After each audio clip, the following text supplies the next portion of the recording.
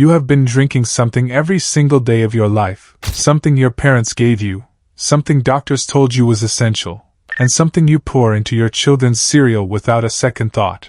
And right now, in this video, I am going to show you exactly what is actually inside that carton sitting in your fridge. Not the marketing, not the label. The truth that a $14 billion industry has spent decades making sure you never discover. And the most disturbing part is not what they put in. It is what they quietly took out, and who paid the price when nobody was watching. In 2024, something happened in British farming that barely registered in the national press. 100 farmers across England were forced to dump their milk for 12 consecutive days. Not because of drought, not because of contamination, not because demand collapsed. Because the industrial system controlling UK dairy had broken down so completely that fresh milk had nowhere to go. Millions of litres poured straight down farmyard drains while supermarket shelves stayed fully stocked with cartons that had been processed, blended, filtered, and shipped from facilities your grandmother would not recognize as anything connected to food. That story vanished from the news cycle within a week. This video will not let it.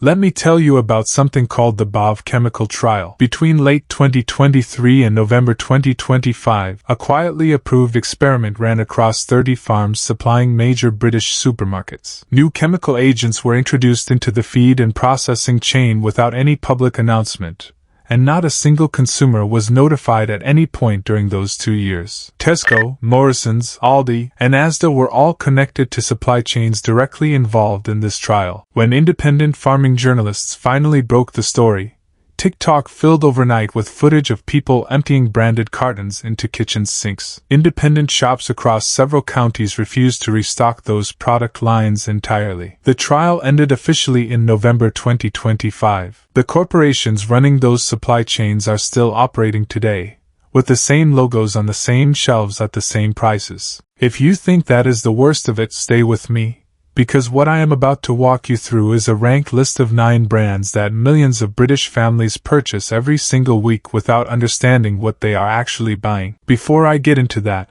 if this kind of information matters to you, share this video right now. These corporations depend structurally on consumer silence. Every person who never sees this continues funding the same operations. The 9 brands I am about to name have marketing budgets that exceed what any independent creator can match. And the only thing that counters that gap is people choosing to spread verified information rather than scrolling past. Starting at number 9, Aldi Everyday Essentials milk carries no meaningful traceability on its packaging. The liquid comes from large-scale industrial blending, where milk from multiple sources across different regions is combined into a single product. There is no way for a consumer to identify which farm, county, or country contributed to what they poured this morning. Number 8 is Arla Standard Fresh Milk, one of the highest volume brands in Britain. Arla operates a multi-country collection network, drawing supply from farms across Scandinavia and Northern Europe before processing and packaging in the UK. Their supply chain was directly connected to the BAV trial farms. Number 7 is Morrisons Savers, which was caught in the fake farm names scandal, a systematic practice of inventing fictional pastoral-sounding brands to imply local, careful sourcing while the actual product came from anonymous industrial processing operations. This line consistently ranks lowest in independent quality assessments conducted over the past 3 years. Number 6 is any UHT long-life milk regardless of which brand appears on the carton. Ultra-high temperature processing heats milk above 135 degrees Celsius. That kills harmful bacteria successfully, but it simultaneously destroys heat-sensitive vitamins, denatures whey proteins, and eliminates the beneficial microorganisms that are naturally present fresh milk contains. The extended shelf life exists because very little biological activity survives the process. Number 5 is Asda own brand, confirmed as a BAV trial participant and documented as frequently rotating between suppliers,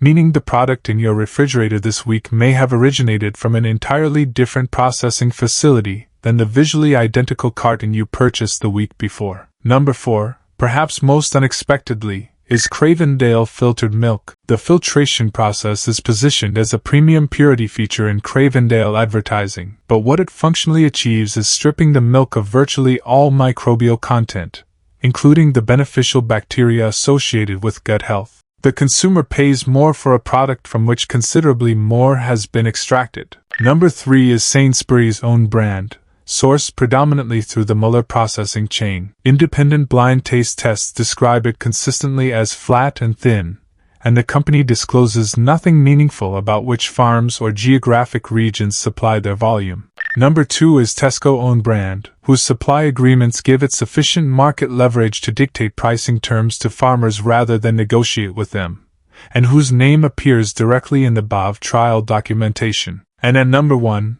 the worst commercially available option on British supermarket shelves is Muller Fresh Milk. In 2022, Muller received a £1.5 million pollution fine after a processing facility failure contaminated a local waterway with dairy effluent. At the same time, the company was paying farmers between 33 and 35 pence per litre, a rate so far below the actual cost of production that dozens of farms connected to their supply chain have permanently closed since 2021.